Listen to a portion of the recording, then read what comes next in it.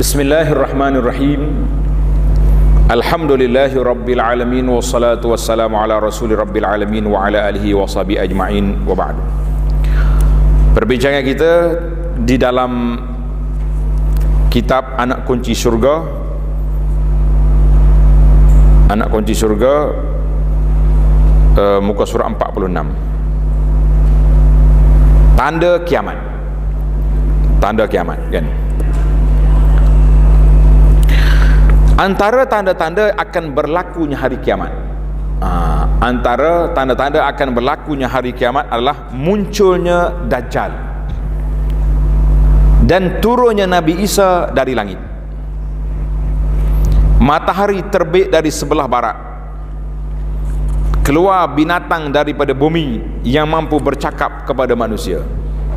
Itu di antara dalil dia. Mudah ya, tengok nota di muka surat sebelah tu. Daripada Huzaifah bin Asid radhiyallahu anhu, sabda Nabi sallallahu alaihi wasallam, Nabi kita satu hari, tengok nota 31. Qala ittala alaina wa nahnu natazakar. Kata Huzaifah, satu hari Nabi kita keluar daripada rumah dia pergi masjid, sedang kami para sahabat sedang bermuzakarah, sedang berdiskusi. Di mana? Di masjid. Faqala ma tazakarun, faqala ma tazakarun. Mereka berkata, Nabi pun bersabda, kamu duk bincang apa tu? Qalu nazkurus sa'ah. Sahabat-sahabat jawab, kami bincang tentang kiamat. Bila kiamat, apa yang akan berlaku kiamat? Qala, kata Nabi sallallahu alaihi wasallam, innaha lan taquma hatta tarawna qablaha 10 ayat. Tengok, ada dah terjemahan dia. Nabi sallallahu alaihi wasallam mengatakan, tidak akan berlaku kiamat sehingga kamu lihat 10 tanda besar. 10 tanda besar. Yang pertama, ad-dukhan, iaitulah keluar asap. Asap tebal keluar ni, bukan macam jerubu kita baru ni kan. Masa jerubu baru ni ada dah orang keluar hadis ni, kita kata belum lagi, tu jerubu nama dia, kan? Bukannya hadis kiamat ni lagi. Yang kedua, ad-dajjal, keluarnya Dajjal. Yang ketiga, dabah. Dabah tu binatang besar keluar dari bumi. Bila ni? Dekat nak kiamat ni. Para jemaah sekalian, tanda dalam sebuah buku yang saya baca, khatam dah buku ni, ada dalam YouTube. Tajuk dianya Berakhirnya Dunia Ini, Nihayatul Alam. Alhamdulillah kitab ni saya khatam. Lepas mengajar Masjid Negara ni, saya baca kitab ni di Masjid Bulak, orang panggil Tuan Abdul Aziz di PJ, ya. Khatam kitab tu, tuan-tuan boleh tengok dalam rakaman. Tanda-tanda kiamat ada dua. Satu dia panggil tanda kiamat kecil. Tanda kiamat kecil ini, dalam kitab itu Syekh Al-Arifi dia kata apa? Ada 130 tanda. Waktu dia tulis kitab tu, dia kata dah 80 lebih berlaku. Ana rasa zaman kita ni mungkin dah 100 lebih, wallahu alam. Ada tanda kiamat berlaku sekali je, dan ada tanda kiamat yang berulang-ulang. Di antara tanda kiamat yang berlaku sekali, Nabi kata, dibangkitkan aku ni, aku dibangkitkan dengan kiamat ke harta ini. Dua ni dekat. Maknanya bangkitnya Nabi sallallahu alaihi wasallam itu sudah tanda kiamat kecil. Sebab apa? Sebab tak ada lagi Nabi lepas pada dia. Wafatnya Nabi, lagilah kiamat. Berlakunya bulan terbelah. Iqtarabatis sa'at wa insyaqqal qamar. Dalam Quran kata, hampirnya kiamat, bulan terbelah. Berlaku dah zaman Nabi sallallahu alaihi wasallam, kan? Kemudian banyaknya berlaku anak-anak derhaka dari bapa. Itu zaman dulu berlaku, zaman sekarang berlaku. Itu berulang. Mana ada tanda-tanda kiamat yang berulang, ada yang berlaku sekali saja. Jadi masih lagi berlaku sekarang ni taqarubul aswaq. Pasar-pasar sekarang ni jadi kecil. Pasar kita ni, kedai-kedai dekat ke jauh? Dekat jauh? Dekat. Nak beli beg jenama apa? Buatan mana? Tak payah pergi mana-mana, duduk kat rumah yang pilih, trek, mari. Nah, minggu depan sampai puh laju depan tangga. Sampai. Tahu saya kata orang KL, makcik-makcik kat pondok saya tu ada juga puh laju masuk ni. Cari apa ni makcik? Beli dengan online juga ada pakcik ni. Dia kata saya tak beli ustaz, anak dia duduk KL tu nak hadiah ke mak, hantar mari. Apa cerita? Ini tanda kiamat, taqarubul aswaq, pasar jadi dekat. Orang tak kata apa dah. Maklumat-maklumat tersebar secara cepat. Ni, kita duduk ceramah sini, orang seluruh dunia boleh tengok. Sekali kita tulis post dekat Facebook buat fitnah pada orang, seluruh dunia terfitnah dengan dakwaan kita. Allahu akbar. Itu dia panggil tanda-tanda kiamat. Baik. Pemisah di antara tanda kiamat kecil dengan besar siapa? Zuhur Al-Mahdi. Tulis, keluarnya Imam Al-Mahdi, nama dia Muhammad bin Abdullah. Nabi kata nama dia sama dengan nama aku. Tapi kenapa dinamakan Al-Mahdi? Kenapa nama dia Al-Mahdi? Sebab dinamakan dengan Al-Mahdi maknanya seorang pemimpin yang mendapat hidayah Allah Azza wa Jalla. Pemimpin yang dapat hidayah. Kan Nabi sebut dalam hadis yang panjang, alaikum bisunnati wa sunnatil khulafa'ir rasyidin al-mahdiyyin. Mana khalifah-khalifah yang diberi pimpinan petunjuk oleh Allah Azza wa Jalla. Itu dia panggil Al-Mahdi. Nah, pemimpin yang mendapat petunjuk Allah Taala. Mahdi, gelaran dia orang panggil Imam Al-Mahdi. Bila Imam Mahdi mari, di mana Imam Mahdi ini muncul? Di Syam, di Damsyik, Dimash, di Jami' Al-Amawi. Di situ dia sampai.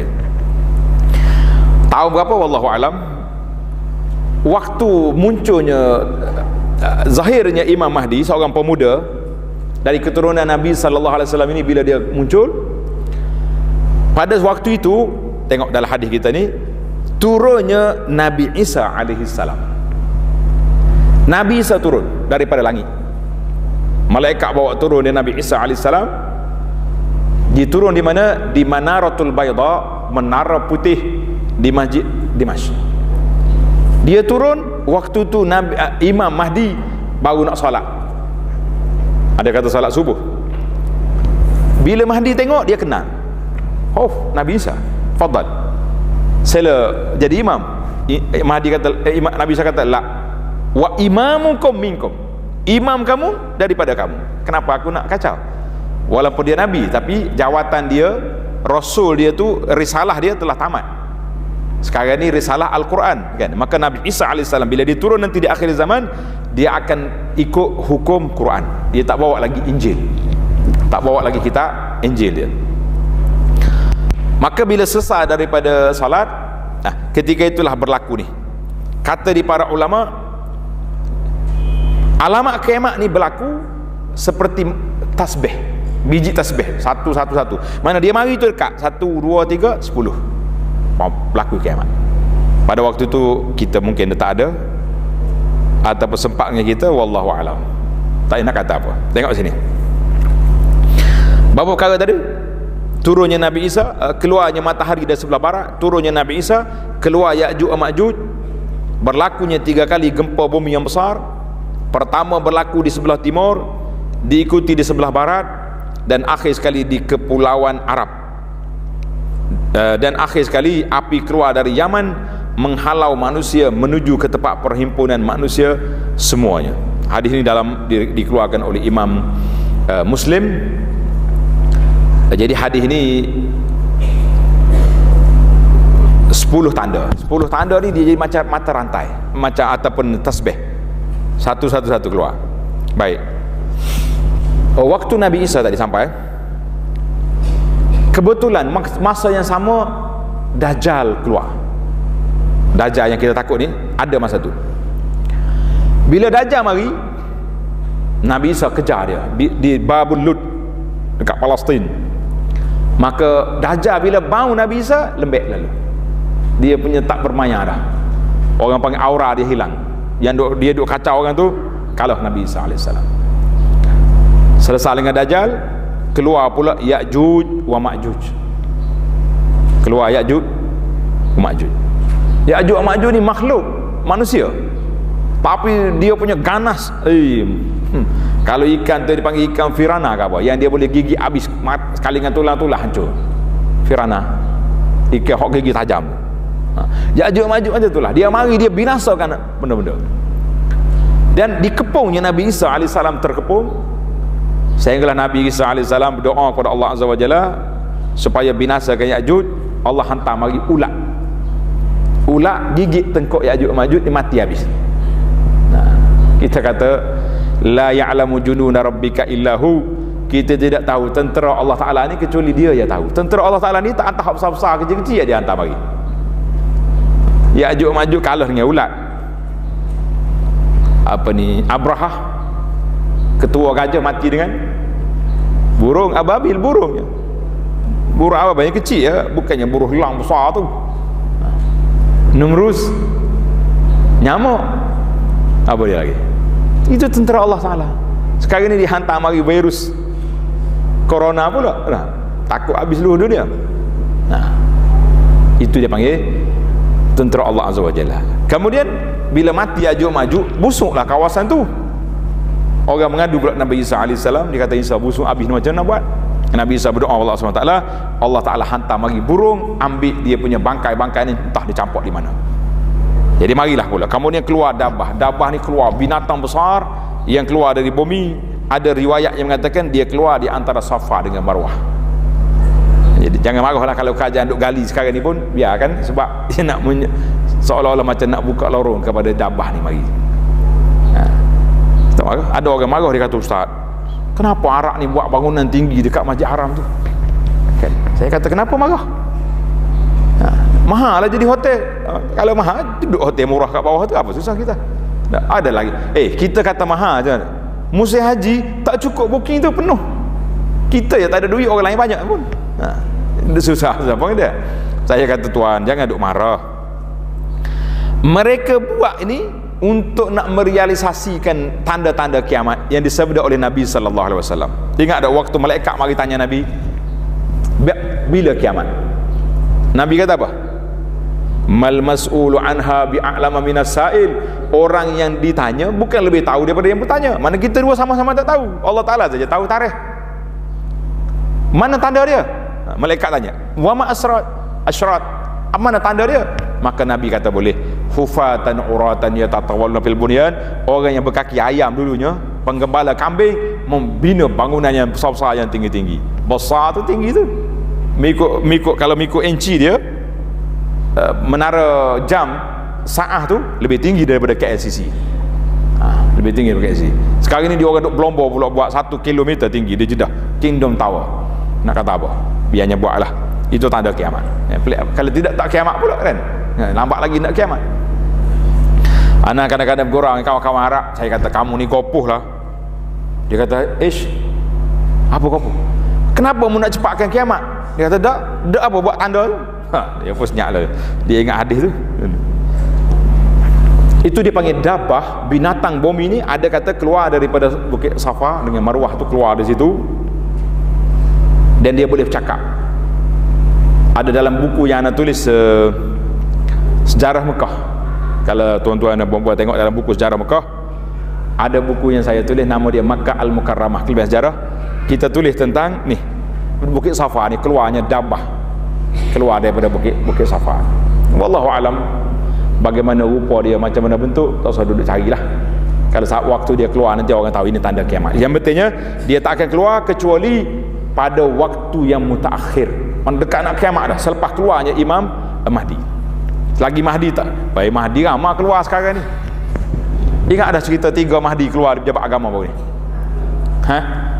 Sahabat saja Ustaz Rashidi, dia kata waktu dia tugas pejabat agama, 3 orang mari mengaku Imam Mahdi. Mengaku Imam Mahdi. Oh, dia kata gini, awak Mahdi, ambil tarikh, ambil nombor telefon.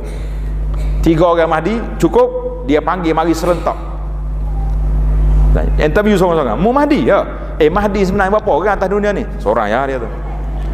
Panggil seorang lagi, seorang, ni seorang. Ni 3-3 ni macam mana? Siapa betul Imam Mahdi? Balik berunding dulu lah dia cakap.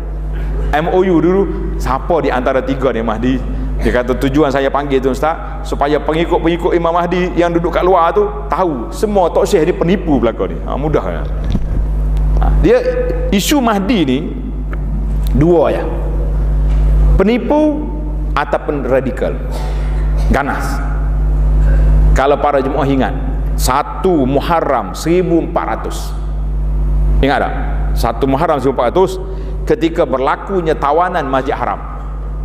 Ini bukan kali pertama Masjid Haram ni, dulu ditawan oleh nama dia Juhaiman. Geng-geng Juhaiman ni dia mengaku dia tu Imam Mahdi, tawan Masjid Haram. Sekarang ni nyetawan di Corona. Nampaklah adalah waktu sekejap Kaabah tak ada orang tawaf dekat Kaabah kan, tapi dalam masjid ada orang tawaf. Nyetawan di Corona apa letih dah kita. Kebetulan 1 Muharram tahun 1400 arwah bapak saya rahimahullah taala ada dalam masjid solat subuh pagi.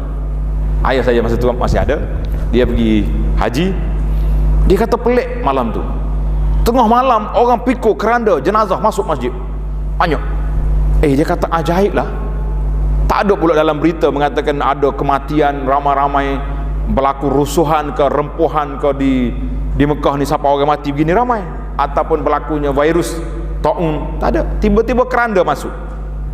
Masa tu Masjid Haram tu terbuka, nak masuk apa boleh, nak bawa beg besar mana pun masuk lah. Tak payah sewa hotel, pakai duduk dalam tu je. Zaman tu bebas. Rupa-rupanya yang dipikul masuk keranda tadi bukan mayat tapi senjata. Senjata semua tu, senjata masuk. Bila dia kumpul semua dalam tu, dia buka senjata dia.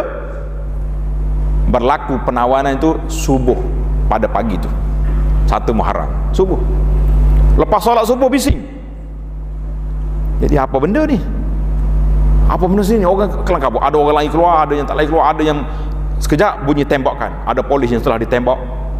Tengok polis dia mati. Pintu ditutup. Dan tak lama pada tu bunyilah orang pegang mikrofon. Dia kata, saya khruju lakumul mahdi al-mahdiyu minni. Akan keluar pada kamu sekarang Imam Mahdi. Mahdi itu daripada kami. Jadi arwah bapak ni dia mikir, mana ada Mahdi keluar sini kan. Mahdi ni duduk di Syam. Jadi duduk fikir, dia kata tipu ni. Jadi orang mula kelang kabut, barulah ada orang lari keluar melalui lubang yang ada dekat dengan tempat saing. Tempat saing kalau pergi zaman dulu ada lubang besi pula tu, orang keluar ikut tu, pintu tutup lah. Itu cerita Mahdi. Maknanya kalau ada geng-geng di Malaysia ni pun dulu ada hampir-hampir nak isytihar Imam Mahdi, betul tak? Pemuda Mahdi sudah ada. Nasib baiklah kerajaan sekat cepat, kalau tidak tak tahu apa jadi.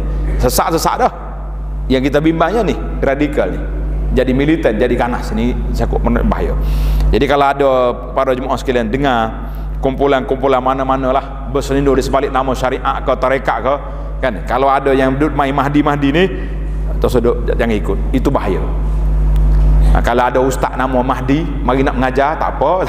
Jangan pula ustaz ni Mahdi ni, Abu Anas kata bahaya ni, letih kawan tu, takkan nak tukar dekat nama dekat JPN pula dah, mana boleh tukar, nama sudah siap. Ustaz Mahdi tak apa, Imam Mahdi bahaya, insya-Allah. Baiklah, jadi oleh kerana dalam kitab kita ni dia ringkas je cerita Mahdi ni, bagaimana api keluar daripada Yaman akan keluar manusia ke mahsyar.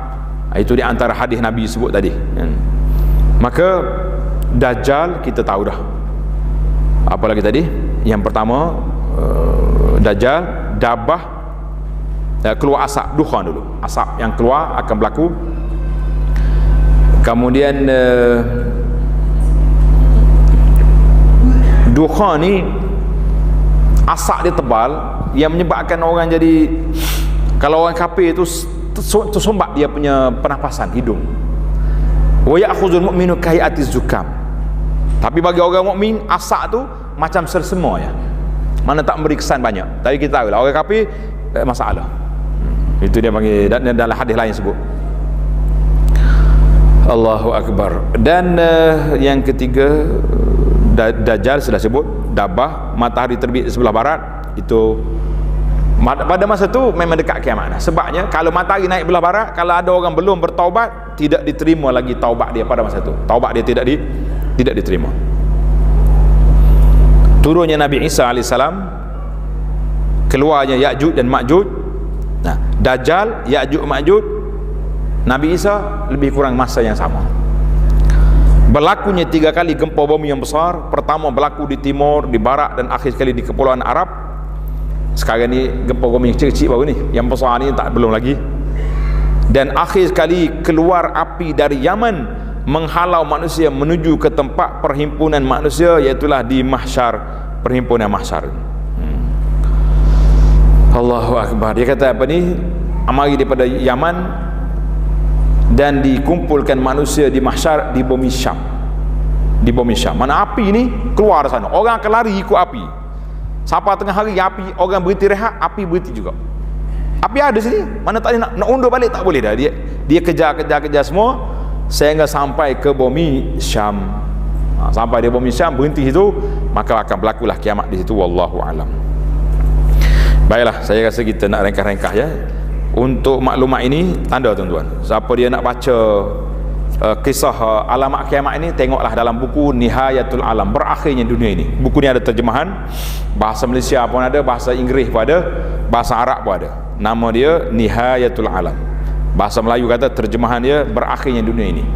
Ataupun kalau tak nak baca, tengok dalam YouTube, saya tolong baca, insya-Allah. Mudah ya. Orang sekarang ni tak sempat nak baca ustaz, download je dengar atas kereta dah. Hari-hari boleh dengar cerita kiamat. Mudah-mudahan kita dapat membuat persiapan untuk menghadapi kiamat, insya-Allah. Baiklah, kita pergi kepada isu yang seterusnya, hari pembalasan. Hari pembalasan, pada hari kiamat Allah SWT akan menghidupkan sekalian manusia yang mati dan membalas segala amalan. Masya Allah, tabarakallah. Mana dalil? Dalilnya Allah Ta'ala jelas dalam surah Al-Mu'minun ayat 16. Thumma innakum yawmal qiyamati tub'atsun. Kemudian sesungguhnya kamu akan dibangkitkan hidup semula pada hari kiamat. Hari kiamat esok kita akan bangkit balik. Dan juga dalam surah An-Nur ayat 25, yauma idzin yuwaffihimullahu dinahumul haq. Pada hari itu Allah akan menyempurnakan azab seksa yang berhak mereka mendapatnya. Bagi orang-orang yang jahat, orang yang tak baik, orang ini akan diseksa oleh Allah Azza wa Jalla pada hari kiamat. Masya Allah, tabarakallah. Sesungguhnya manusia akan dibariskan di hadapan Allah pada hari kiamat, menunggu perhitungan dan balasan daripada Allah, sebagaimana dalam suratul Kahfi ayat 48, wa uridu ala rabbika saffa, dan mereka tetap akan dibawa menghadap Tuhanmu dengan berbaris-baris beratur.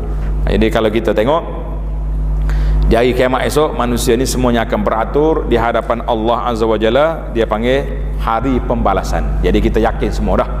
Bagi kita orang yang beriman ni, kita yakin bahawa kita akan bertemu dengan Allah dan kita akan dibalas dengan apa yang telah kita kerjakan itu. Kemudian di sana terdapatnya hisab. Tengok nota di bawah, benar, syarah. Namun ia bukanlah seperti berbarisnya tentera di hadapan raja, supaya raja itu melihat dan mengenali tentera-tenteranya. Kadang-kadang tak sempat pun nak kenal kan. Tapi kita di hadapan Allah Azza wa Jalla dikenali semua manusia dan dipanggil dengan nama-nama kita di atas dunia itu. Allahu Akbar. Setiap orang tu akan dipanggil dengan nama dia, maka supaya nama kita ni tidak malu di hadapan manusia di akhirat esok, letaklah nama anak-anak kita tu dengan nama yang baik-baik. Biar orang panggil comel bunyi ni kan, pelik-pelik ni. Kadang-kadang saya duduk kursus haji, anak kata tuan-tuan dan puan-puan cuba kena apa? Kena di tepi Kaabah tu kan, nama dia Hajar Aswad, nama dia Hijr Ismail. Ada satu tempat nama dia Syazarwan. Siapa dia kena Syazarwan ni kat mana? Tepi Kaabah. Apa dia? Tak kenal? Comel nama tak? Kalau kita nak tak nama anak boleh. Siti Nur Syazwan. Syazarwan. Apa dia mana Syazarwan? Tengok gambar Kaabah, rupanya kaki 5 Kaabah tu yang putih je, yang orang pijak tu nama dia Syazarwan. Jadi bukan semua yang bunyi sedak tu arak tu makna dia betul, tapi makna dia kaki 5. Jangan buat macam tu. Di akhirat esok manusia ni akan dipanggil nama mengikut apa yang kita namakan anak kita atas dunia. Buah nama boleh baik-baiklah anak tu, jangan pelik-pelik. Ada setengah nama ni mempunyai makna yang tak baik. Saya nak sebut takut ada di sini kecil hati pula pelajar kita ni. Kan? Nama-nama yang tak baik. Baiklah, kita berpindah kepada tajuk seterusnya, hisab. Untuk penjelasan-penjelasan tentang ni, setiap satu ni memang panjang lah. Kalau saya nak syarah boleh je, tapi takut tak habis kitab kita ni. Eloknya para jemaah sekalian tengok syarah-syarah tentang akidah ni. Alhamdulillah saya dah syarah panjang tentang tauhid ni. Ada beberapa kitab yang telah kita khatam syarah. Di antaranya kitab beriman kepada Allah, ada 6 siri kitab. Tengok dalam bab beriman kepada hari akhirat, kita akan jumpa. Dan kitab Mustika Hadis yang saya sebut tadi pun saya dah khatam. Kuliah dia lengkap dalam YouTube. Dalam kitab kita ni kita ringkas je lah, insya-Allah. Baik, kita berpindah kepada hisab. Allah SWT akan menghisab amalan sekalian manusia di hari akhir kiamat. Segala amalan di dunia akan diberi balasan, sama ada amalan yang baik atau jahat, dan mendapat ganjaran pahala ataupun balasan siksaan. Maknanya semua kita buat ni atas dunia ni, kitalah yang akan membacanya di akhirat esok. Kata di para motivasi, dia kata apa? Tulis itu. Motivasi kata, suratan amalan yang kita nak baca di akhirat, kitalah penulisnya. Suratan amalan yang kita nak baca di akhirat, siapa penulis? Kita penulis. Tuan-tuan puan-puan nak baca apa di akhirat esok? Nak baca yang baik, tulis yang baik atas dunia. Nak baca yang tak baik, na'udzubillah. Dalam apa ni? Dalam hadis yang panjang. Hadis yang panjang tentang tu'radul a'mal, pembentangan amalan ni. Yauma yaqumun nasu rabbil alamin. Dalam pembentangan amalan itu, manusia akan dibentangkan segala amalan yang dia buat atas dunia ni. Ada orang ni bertaubat. Dulu dia buat dosa-dosa, akhirnya dia bertaubat kepada Allah Azza wa Jalla. Bila dia bertaubat, Allah sembunyikan dosa dia di akhirat. Ini pentingnya taubat ni. Di akhirat esok disembunyikan dosa. Waktu dia baca laporan rekod amalan tu, dia duk cari mana dosa-dosa aku ni, Allah sembunyikan. Dia hanya baca amalan dosa-dosa kecil saja. Dosa besar tak ada. Itu pun dia menggigil. Allahu Akbar. Dosa kecil, dosa mata, dosa telinga, dosa ni, dosa ni. Mana yang dosa besar? Riba mana? Rasuah mana? Zina mana? Semuanya tidak ada. Kemudian apabila dibaca dosa-dosa ni, itu pun dia takut. Dia tanya malaikat, banyak lagi ni rekod saya yang belum dapat ni. Malaikat kata, Allah Ta'ala tutup rahsiamu di dunia dulu. Kamu telah bertaubat, Allah rahsiakan di akhirat. Masya Allah, tabarak. Ini pentingnya kita bertaubat daripada dosa-dosa kita yang lepas. Jangan duk takut lah. Taubat dengan taubatan nasuha. Mudah-mudahan pada hari kiamat esok kita sentiasa doa dengan doa Nabi Ibrahim alaihissalam, wala tukhzini yauma yub'atsun. Nah, doa ni saya selalu ajar, tanda wala tukhzini yauma yub'atsun, tanda, ambil nombor ayatnya. Wala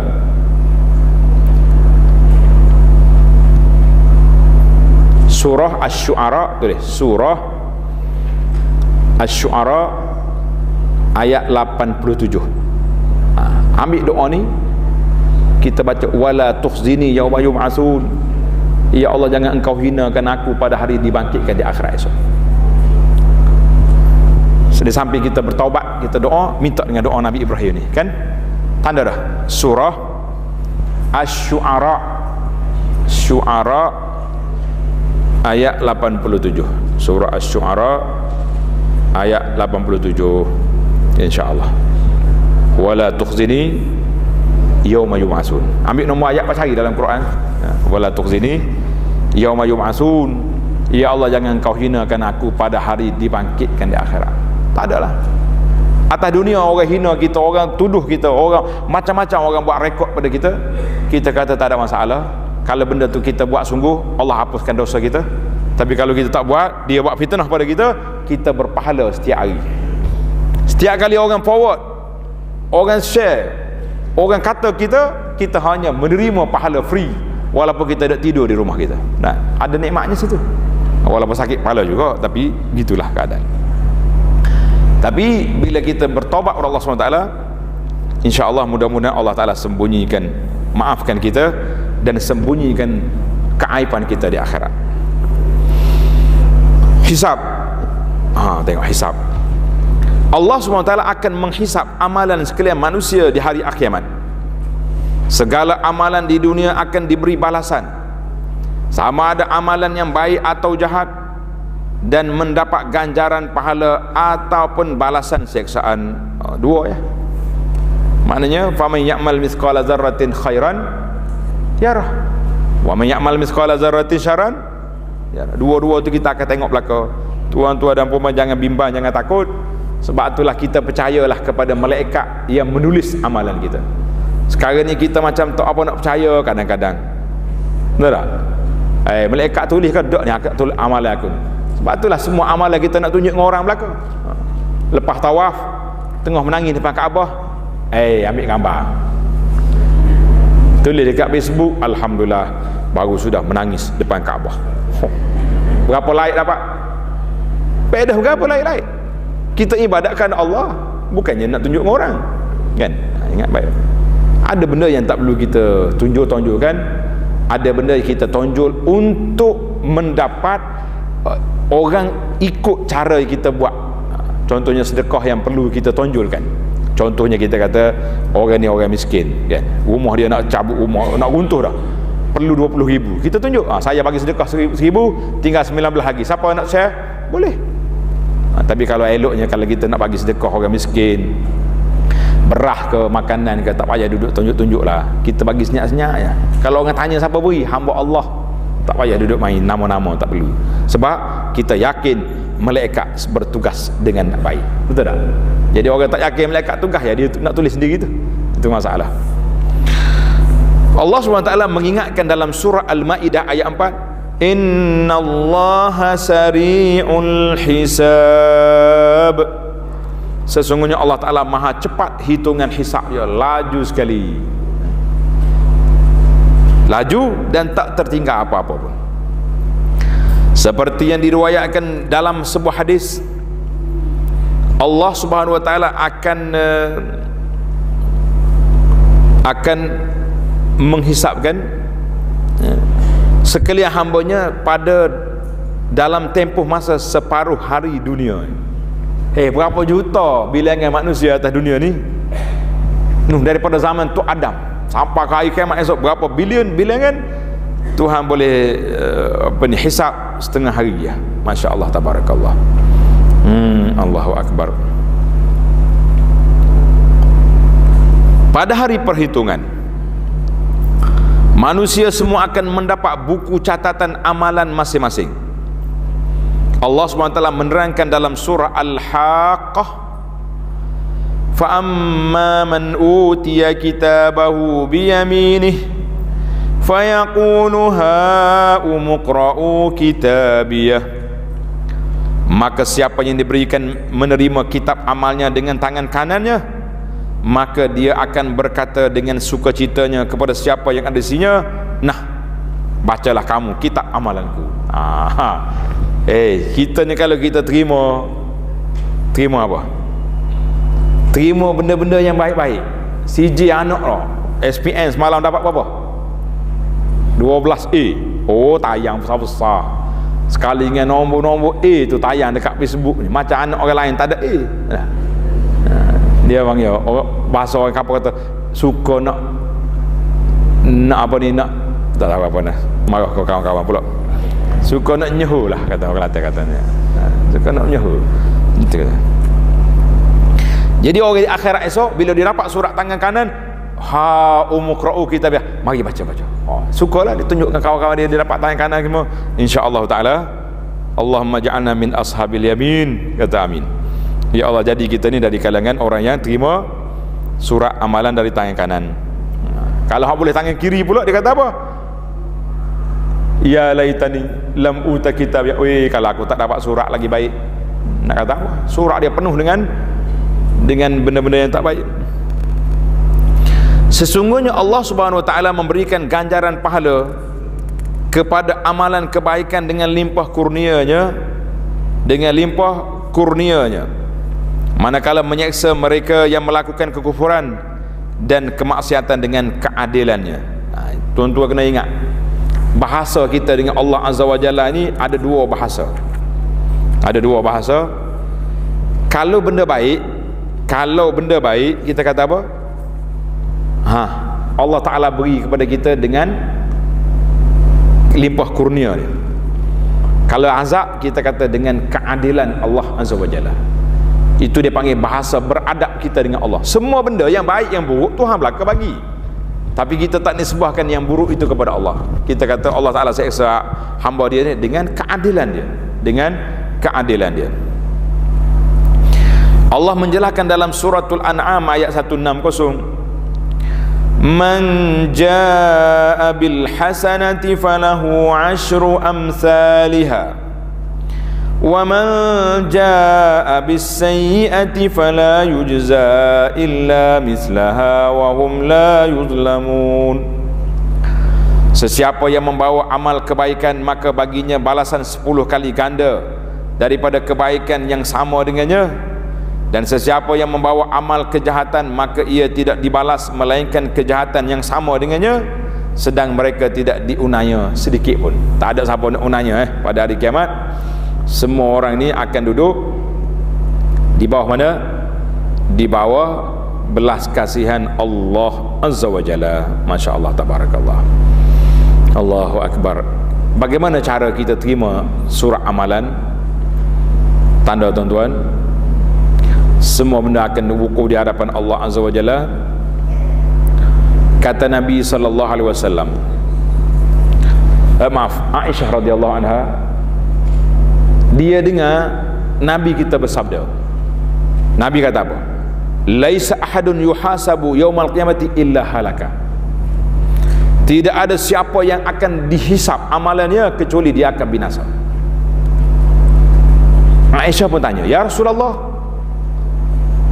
bukankah Allah Ta'ala telah berfirman, فَأَمَّا مَنْ أُوتِيَ كِتَابَهُ بِيَمِينِهِ فَسَوْفَ يُحَاسَبُ حِسَابًا يَسِيرًا. Orang yang mendapat surah amalan di sebelah tangan kanan, mereka akan dihisap dengan hisapan yang sedikit je. Kata Nabi, innama zalikal ardu. Hisap secara mudah itu al-ardu, bentang saja, tidak ditanya apa-apa. Kita dibentang. Kita ni kalau kita lapor je ringan, betul tak? Tapi kalau kita kena audit, macam mana agak? Ni tuan-tuan apa-apa ada hak kerja pejabat ni.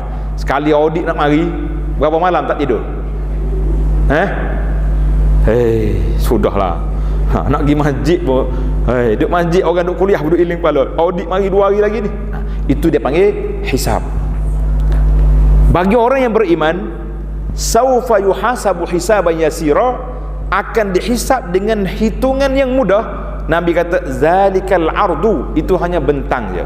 Membaca je, ni laporan saya sekian, wallahu alam, habis. Sebab walaysa ahadun yunaqas, tidak ada siapa yang dihukmu munaqasah. Mana munaqasah ni? Ditanya. Yaumal qiyamati illa uzib, orang itu sudah dikira diazab. Saya selalu buat bandingan yang mudah. Kita lalu ikut custom, mari daripada luar negara, banyak juga kita beli barang. Barang-barang ada cukai lah, tapi lalu ikut lorong hijau. tiba-tiba kena panggil. Apa beli? Macam mana perasaan masa tu? Memang kita bawa barang pelik. Rasa macam mana? Berasa nak terkencing dah. Oh, maaf je, saya pergi tadah dulu lah, macam mana? Bila ditanya, pasal tu Nabi kata, man nuqisha al-uzib. Siapa dia ditanya, macam kena azab dah. Takut pada masa tu. Sebab yang tanya untuk malaikat. Kalau custom tanya, boleh lagi sembunyi bawah-bawah beg. Ni malaikat tanya, mana scan dia tak lepas. Tak akan lepas. Tapi bagi orang mukmin, hisaban yasirah hanya ardun. Lalu je. Macam lorong hijau terlalu, tapi menggigil juga. Lalu pun sebab kita ada barang dalam tu. Tak ada. Tapi boleh orang masuk lorong ni. Kita tengok dah depan kawasan depan kita tu, beg-beg semua dibuka belakang. Ni ingat waktu kita dulu orang-orang kampung ni kalau pergi Mekah, dia bawa semua alat-alat ni, dengan budunya, dengan berapa. Nah, custom tengok pelik, dia buka. Kesian kalau custom sekali kena budu, bau tangan dia habis. Satu pejabat dia busuk dah. Itu dia panggil Aisyah bila radhiyallahu anha bila tanya Nabi, bagaimana Tuhan kata hisaban yasira? Tiba-tiba di sini ditanya, Nabi kata ardun, ringkas je. Allahu Akbar. Itu dia panggil muhasabah. Kata di Qurtubi rahimahullahu ta'ala, dia kata hisab yang disebut dalam ayat itu iaitulah tu'radu amalul mu'minin. Allah Ta'ala bentangkan amalan-amalan orang mukmin. Allah Ta'ala suruh kita tengok rekod kita untuk apa? Kita pun tengok, kita ni baik ke tak baik? Kita tahu tak apa yang kita buat? Tahu? Atas dulu masa muda, dulu masa tua, tahu belakang tak? Masa tua, masa muda. Ke ada juga nak mengaku zaman jahiliah dulu? Tak mengaku dah. Sebab saya dah larang berapa kali dah. Dah larang. Jangan nisbah kita ni kepada jahiliah. Sebab jahiliah ni terlalu teruk dia punya persepsi. Oh, saya ni ustaz jahiliah dulu. Kalau kata kita jahiliah dulu, kawan-kawan rasa apa? Muka ni boleh tahan juga. Nah, macam-macam benda kita nampak. Tapi kalau kata lara, boleh jadilah tak solat. Jangan sekali-sekala dah. Orang perempuan ni tak itu aurat. Kita kata taklah banyak sangat. Jadi kata di Qurtubi rahimahullah ketika menafsir ayat itu, dia kata tu'radul a'mal, dibentangkan amalan orang mukmin hatta ya'rifa minnatallahi alaihi. Tengok dosa ni. Allahu Akbar. Kalau Tuhan buka atas dunia dulu, tak ada siapa nak salam dengan kita. Sekarang ni orang hormat pada kita. Sebab apa? Sebab Allah sembunyikan dalam dunia dulu amalan. Tapi Tuhan kata apa? Aku tahu mau buat. Yang kamu buat dah aku tahu. Wa fi afwihi anha fil akhirah. Tapi hari ni qad satartu, aku dah sembunyikan dosamu di atas dunia dulu. Kamu sudah bertobat, aku sembunyikan di akhirat. Masya Allah. Kalau kita lepas, kita tahu kita bersalah, dilepaskan, macam mana rasa? Lagi bersyukur, kan? Lagi bersyukur. Maknanya Allah SWT nak suruh kita tahu, kita rasa, dan kita telah mengenal pasti bahawa dosa-dosa kita banyak ni. Ketika itu dilepaskan, barulah kita rasa Masya Allah, luahnya rahmat Allah Ta'ala, maha kayanya Tuhan, pemurahnya Rabbi. Lagi kita bersyukur kepada Allah SWT. Itu dia panggil sifat manusia. Masya Allah, tabarakallah. Man nuqisha uzib. Siapa yang ditanya tentang amalan dia di akhirat, orang ni diazab. Kata di Al-Qadhi Iyad rahimahullahu ta'ala, uzib di sini yang pertama dia kata ditanya tu dikira macam kena azab dah. Masya Allah, tabarakallah. Sudah ditanya tu macam sudah dikira macam sudah diazab dah. Tanya takut dah kita. Yang kedua, yufdi ila istihqaqil azab. Orang ni bila ditanya, malaikat tengok mana banyak kejahatan dia dengan kebaikan dia, mana banyak. Kalaulah kejahatan dia sikit, kebaikan dia lebih banyak, maka pada waktu itu insya-Allah dia akan diselamatkan. Sebab kita manusia ni di akhirat esok ada 3 kategori. Tanda tuan-tuan. Kategori yang pertama ashabul yamin. Orang ni confirm ke syurga terus, alhamdulillah. Kategori yang kedua neraka terus. Tak ada dah. Orang ni neraka terus dah. Tak ada perundingan lagi sebab dia syirik pada Allah Taala. Kategori yang ketiga tahta masyiatillah. kumpulan yang duduk di bawah kehendak Allah Ta'ala. Orang ni siapa? Usatil muwahhidin, orang-orang ahli, orang yang derhaka di kalangan orang ahli tauhid. Dia ahli tauhid tapi dia derhaka kepada Allah Azza wa Jalla. Maka orang ni duduk di bawah golongan masyiatillah, duduk di bawah kehendak Allah Azza wa Jalla. Tuhan nak dia azab, Tuhan nak dia lepaskan. Berapa banyak ni hadis-hadis tadi. Bila orang ni diberi 99 sijilat surat amalan dia, Allah Ta'ala tanya. Allah kata apa? Allah Ta'ala kata, aku tutup dosa kamu di dunia, maka aku lepaskan kamu di akhirat ini. Masya Allah, tabarakallah. Ketika itulah manusia akan bersyukur kepada Allah Azza wa Jalla. Sebab apa? Sebab kita tahu kita semua duduk di bawah belah kasihan Allah Azza wa Jalla. Hisaban yasira. Allahu Akbar. Hei, kata di para ulama ketika menafsirkan surah Yasin, al-yawma nakhtimu ala afwahihim wa tukallimuna aydihim wa tashhadu arjuluhum bima kanu yaksibun. Pada hari ni aku tutup mulut dia. Mulut tak boleh bercakap, mulut ni nakal. Depan Tuhan nak menipu lagi. Wa tukallimuna aydihim, tangan bercakap, kaki menjadi saksi. Semua ini menjadi hisab, perkiraan di hadapan Allah Azza wa Jalla, yang kecilnya, yang sarinya.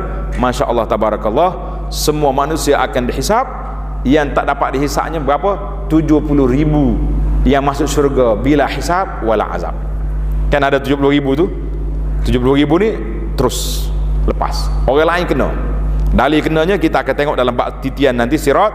Wa im minkum illa wariduha. Tengok ayat muka surat 51, itu dalam siri yang akan datang insyaAllah, sebab masa kita dah habis. Yang pentingnya, yang pertama sekali akan dikira apa dia? Akan dikira dua perkara dalam bab ibadat. Yang pertama sekali, awwalu ma yuhasabu bihil abdu yaumal qiyamati as-salah. Yang pertama sekali akan ditanya tentang salat. Yang kedua, dalam masalah perbuatan manusia akan ditanya ad-dima, yang berkait dengan darah orang. Siapa dia tumpahkan darah orang, siapa dia bunuh orang, siapa dia pukul orang, akan dikira dulu sebelum dosa-dosa yang lain. Allahu Akbar. Maka kita mengatakan ini sangat-sangat menakutkan kita para jemaah sekalian. Marilah kita bersedia hapuskan benda-benda yang tak baik. Amalan, surat amalan yang kita nak baca depan Allah Azza wa Jalla nanti, kitalah penulisnya di atas dunia. Tengok dalam kitab kita ni, kata Allah Ta'ala buat hisab tu berapa lama tadi? Setengah hari ni. Seperti riwayat dalam sebuah hadis, Allah SWT akan menghisab menghisab ni muka surat 50 tu. Seperti diriwayatkan dalam sebuah hadis, Allah akan menghisapkan sekalian hambanya dalam tempoh masa separuh hari.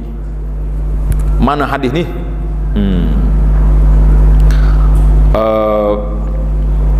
Dalam tafsir Al-Alusi ketika menafsirkan ayat wa huwa asra'ul hasibin, wa fil hadis annahu ta'ala yuhasibul kull.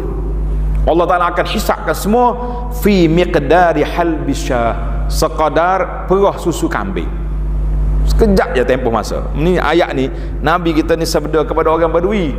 Orang Badui dia tak main minit, tak main jam, dia tak pakar. Dia pakar lama mana? Sekadar perah susu kambing. Dia tahulah masa tu zaman dia. Zaman kita ni banyak mana? Sekadar masak sebiji kek. Ibu-ibu hendak buat kek ni tahulah berapa minit mikrowave. 10 minit, 20 minit. Ini bahasa mukhatabah tu dia panggil standard dia. Nabi bercakap dengan Badui. Wa fi ba'dil akhbar fi miqdari nisfi yaum, lebih kurang setengah hari je kata. Setengah hari saja. Allahu Akbar. Dalam tafsir Adwa'ul Bayan mengatakan an Ibrahim an-Nakhai kanu yarawna. Ibrahim Nakhai kata, ulama-ulama kita dapat meriwayat mengatakan yafru, selesainya hisab pada hari kiamat nisfun nahar, sekadar setengah hari. Allahu Akbar. Lepas pada setengah hari, fayaqilu ahlul jannah. Allahu Akbar. Orang-orang dalam syurga sudah berehat dalam syurga, orang dari neraka duduk di neraka dah. Lepas setengah hari saja. Allahu Akbar. ashabul jannati yauma idzin khairum mustaqarran wa ahsanu maqila. Orang-orang ahli syurga itu duduk berehat dalam apa dia, masya-Allah, tabarakallah. Itulah yang dikatakan kelebihan-kelebihan yang sangat besar Allah SWT sediakan kepada kita bagi umat Muhammad sallallahu alaihi wasallam. Ini di antara umat yang terawal. Kan Nabi kata nahnul akhiruna sabiquna yaumal qiyamah. Kita ni orang terakhir keluar ke dunia, tapi orang yang terawal selesai di akhirat esok. Alhamdulillah para jemaah sekalian, kita bertuah menjadi umat Nabi kita Muhammad sallallahu alaihi wasallam. Tapi jangan duduk bertuah saja, aku ni ikut Nabi, ikut mana-mana pun. Dah. Tapi amal yang Nabi kita ajar tak buat. Jadi ke tak jadi? Macam ada setengah orang ni, bila jumpa ustaz, dia kata ustaz macam mana pun saya nak ikut ustaz ni. Ikut gimana? Waktu ustaz pergi ngajar tak ada juga. Tak jadi lah gitu. Allahul musta'an. Kita kata Allah Ta'ala bantu kita untuk menyelesaikan amalan. Masalah-masalah ada pada kita, insya-Allah kita akan sambung perbincangan yang akan datang. Panjang kita akan bincang dalam bab sirat, syurga dan neraka di dalam siri yang akan datang, insya-Allah. Subhanakallahumma bihamdika asyhadu an la ilaha illa anta astaghfiruka wa atubu ilaik. Wa sallallahu ala nabiyyina Muhammad wa ala alihi wa sahbihi ajma'in walhamdulillahi rabbil alamin.